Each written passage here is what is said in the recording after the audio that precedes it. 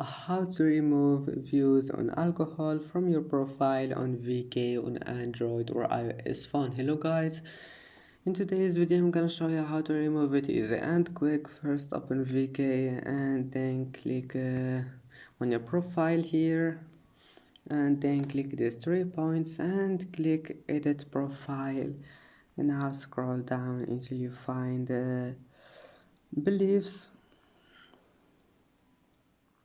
and scroll all the way down and click this one, views on alcohol, and here is it. Now just click non-selected and save it. And that's it for today's video. If you like this video, please don't forget to like and don't forget to subscribe, and thank you for watching this video until the end, and see you in the next video.